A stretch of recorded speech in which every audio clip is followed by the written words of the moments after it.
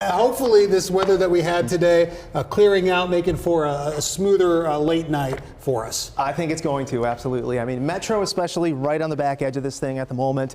Still got a little bit of rain we got to get through, but the heaviest is past us. You can see south Norwalk, eastward towards Mitchellville. Strongest storms right now, southeastern Iowa, about to make their way into Mount Pleasant. Not severe for the time being. Those have weakened dramatically. Had a lot of activity from Osceola through Sheridan, Albia as well. I've got some damage pictures that I've sent in that I'll have on the 10 from Osceola. Looks like we've got some sheds and outbuildings and whatnot that have been damaged there. Otherwise, on the back edge of this, Clearfield through Creston. So much needed rain did fall, and thankfully that threat has come to an end, and we're seeing all of that stormy activity shifts to the east. You can see south of us, though, they're still in the thick of it with a line of severe storms working their way through Missouri, and they've even got a tornado watch down in that neck of the woods. So visibility still an issue for some of us as we've seen quite a bit of rain, and we're still seeing that rain. Visibility in Carroll, how about 1.3 miles, 2.5 for Iowa Falls.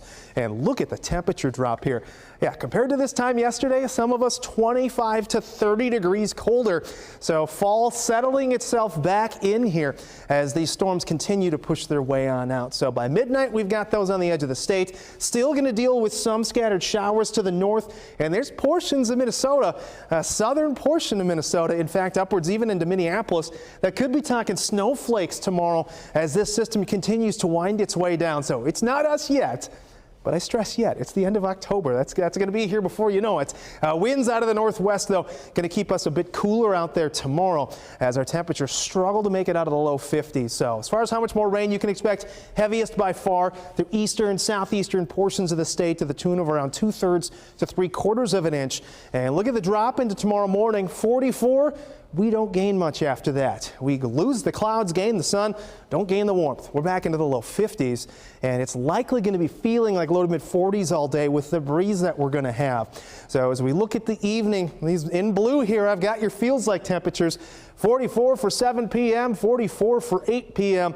It is going to be dry, it's going to be clear, but it's going to be breezy, and it's going to feel chilly out there.